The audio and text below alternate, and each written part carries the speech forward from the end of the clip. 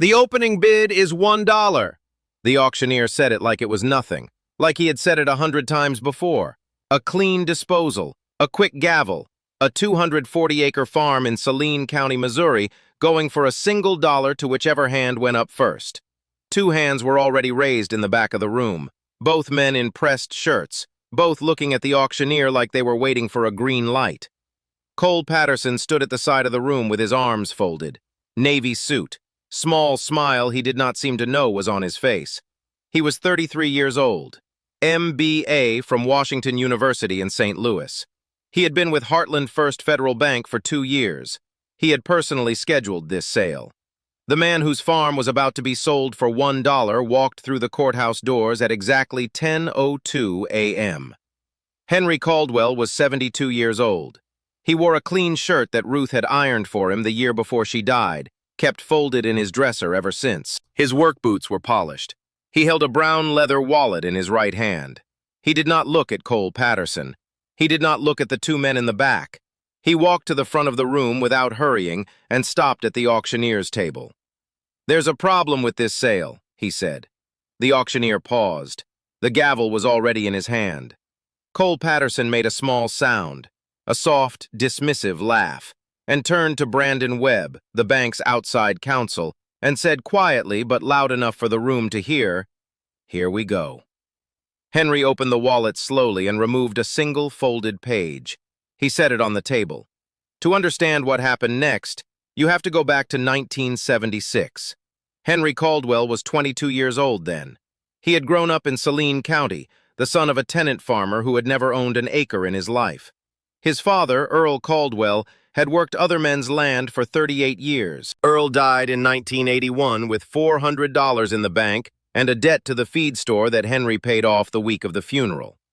Walter Reinhardt was the man who owned the farm Earl worked on. 240 acres of bottomland along the Blackwater River, half in corn, the rest in pasture and timber. Walter was 71 in 1976 and had no children. His wife Margaret had died of cancer in 1974. He used to sit on his porch in the evenings and watch Henry work the backfields and not say anything for an hour at a time. One day in March of 1976, Walter walked out to the south fence where Henry was repairing a section the cattle had pushed through. He stood there for a while. Then he said, "Henry, I want you to come into town with me tomorrow.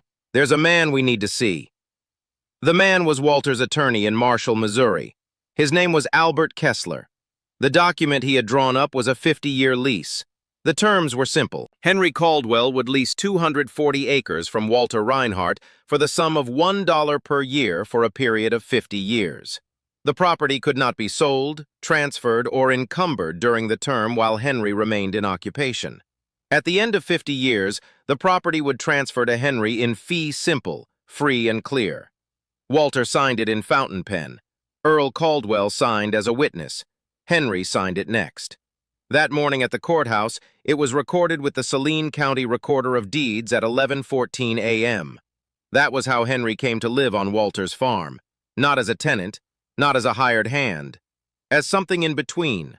A man holding the land in trust until the time when it would be his.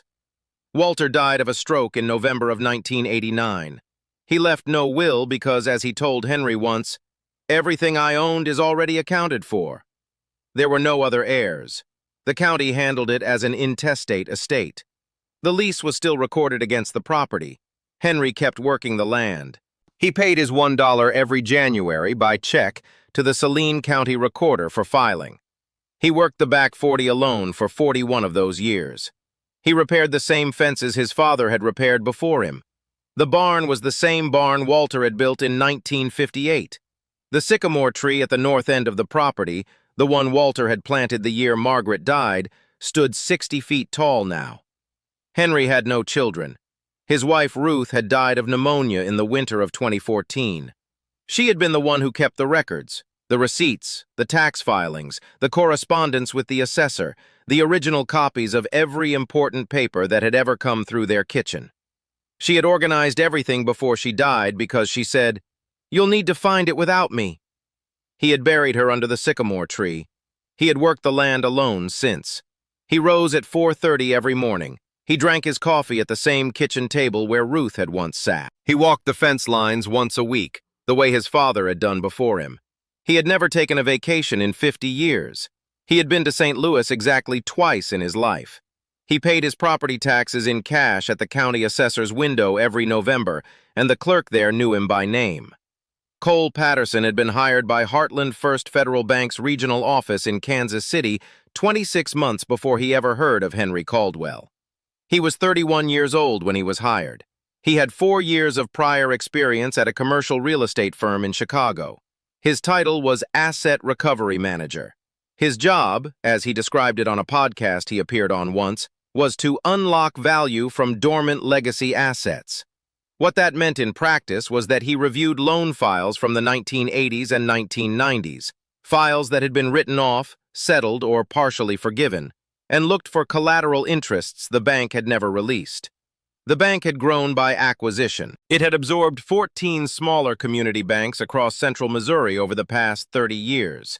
Each acquisition had brought with it a portfolio of old loans and old liens.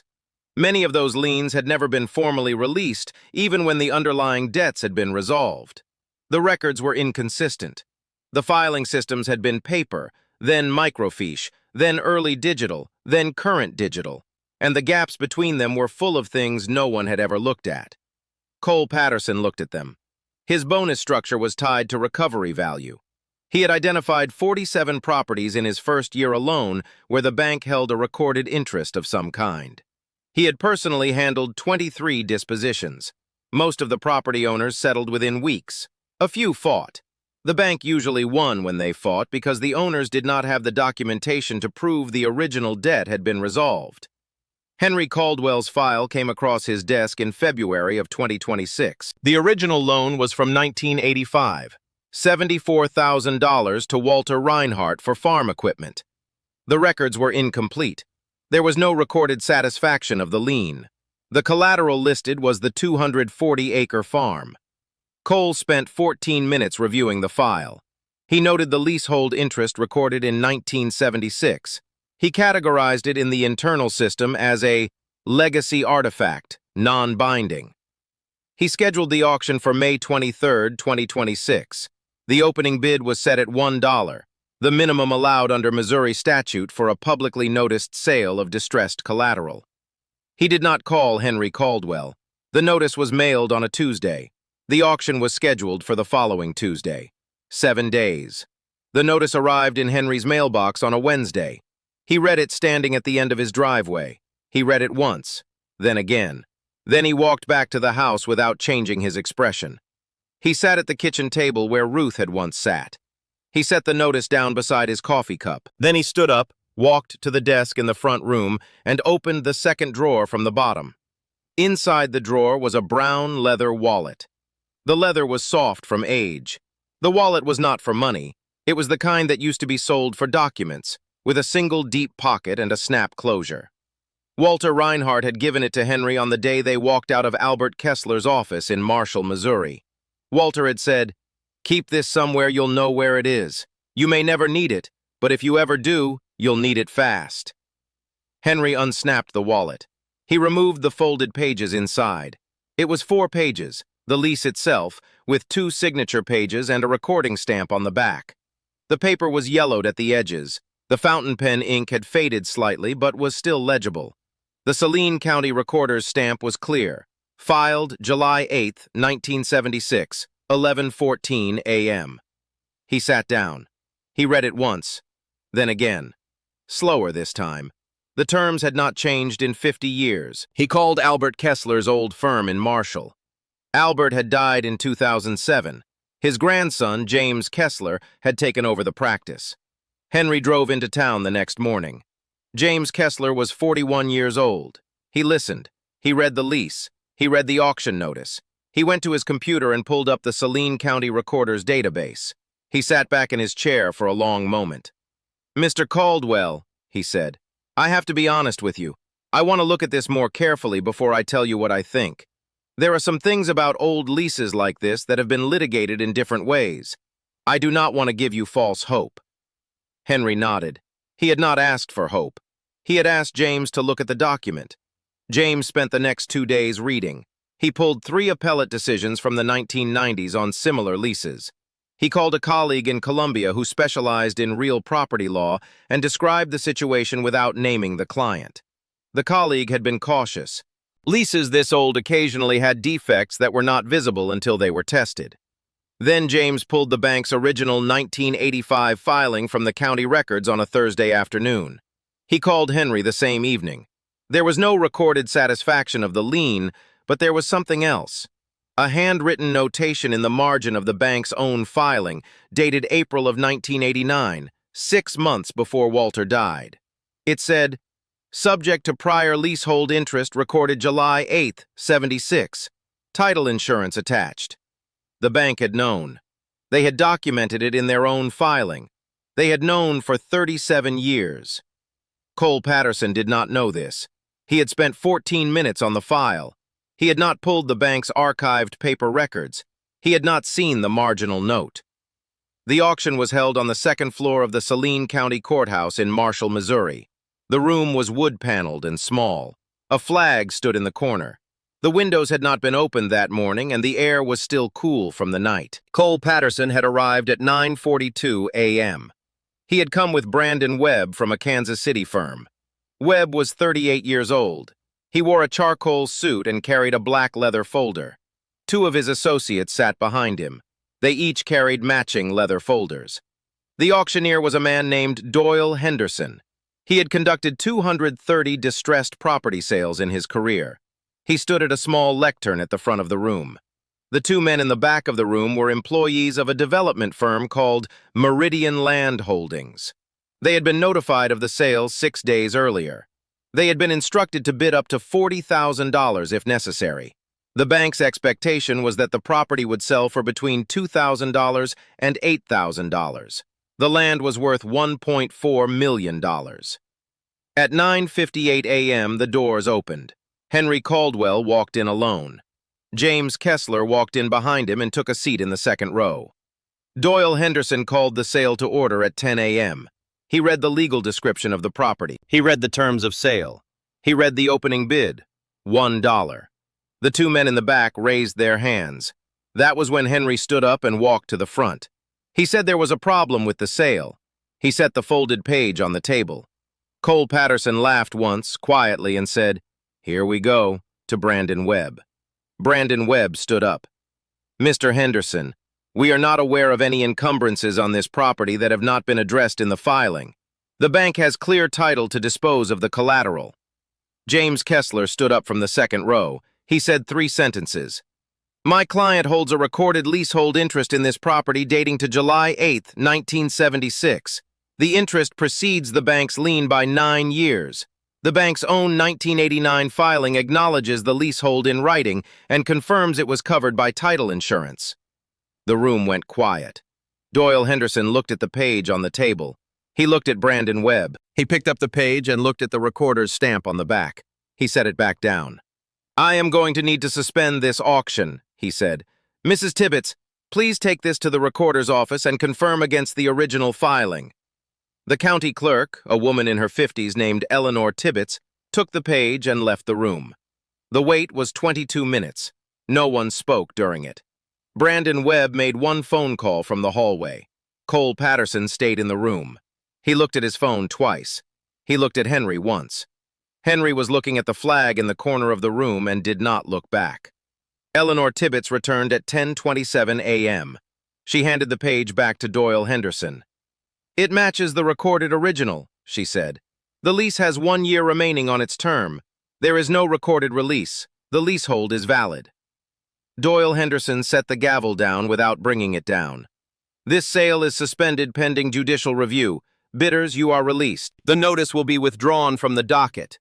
The 2 men from Meridian Land Holdings looked at each other and walked out without saying anything to anyone. Brandon Webb said, "We are going to need to discuss this with our client." Cole Patterson did not say anything. Henry took the page back from Doyle Henderson, folded it along its old creases, and returned it to the brown leather wallet. He walked out of the room without looking at Cole Patterson. The federal lawsuit was filed by James Kessler 3 weeks later. The bank's own 1989 filing was attached as Exhibit B. The marginal note was on page 14. The judge, the Honorable Margaret Stillwell, 21 years on the federal bench, read it in chambers and called both parties in. The bank settled before trial. The terms were these. The lien was withdrawn with prejudice. The property was confirmed to Henry Caldwell in fee simple, free and clear, effective immediately. Damages of $340,000 were paid for the wrongful filing of the notice of sale. Legal fees of $84,000 were paid in addition. Cole Patterson was no longer employed by Heartland First Federal Bank by the time the settlement was signed. Henry drove home alone the afternoon the settlement was signed. He did not stop in town. He did not call anyone. He pulled the truck up to the house, parked it in the same place he had parked it for 41 years, and turned off the engine. He sat in the cab for a while. Then he got out and walked across the yard, past the barn Walter had built in 1958, past the south fence his father had helped repair in 1979, and out toward the north end of the property where the sycamore tree stood. Ruth was buried there. Walter and Margaret were buried there. Henry's father Earl was buried in town, beside his own mother, but Henry had always thought of this place as where his people were. The sycamore was 60 feet tall now. Walter had planted it in 1974, the year Margaret died. Its leaves were just coming in, that pale green that only lasts for a week before it turns to summer green. Henry stopped at the base of the tree. He stood there for a long time. He took the brown leather wallet out of his pocket and held it in his hand. He did not open it. "I kept it," he said. He said it quietly. He said it to the people under the tree. He stood there for another few minutes, then he turned and walked back to the house. The lease expired the following July. The property transferred to Henry Caldwell in fee simple on July 8, 2026, 50 years to the day from the morning Walter had walked him into Albert Kessler's office in Marshall, Missouri. He paid his $1 to the recorder one last time by check that January. The land had been earned and held and finally given. The promise made in Fountain Pen in 1976 between two men, one young and one old, had taken half a century to finish keeping. Henry was not the only one. Cole Patterson had identified 47 properties in his first year. The Caldwell file was the 24th. There were 23 others before it, and an unknown number after. Some were settled in weeks. Some were sold for $1. And one of them, the next story we are going to tell on this channel, involved a widow in Iowa, a foreclosure notice mailed 7 days before Christmas, and a handwritten letter from her late husband she had not opened in 19 years. If you have made it this far, you are exactly the kind of person this channel is for. Subscribe so you do not miss what happened to her. The next one is bigger than this.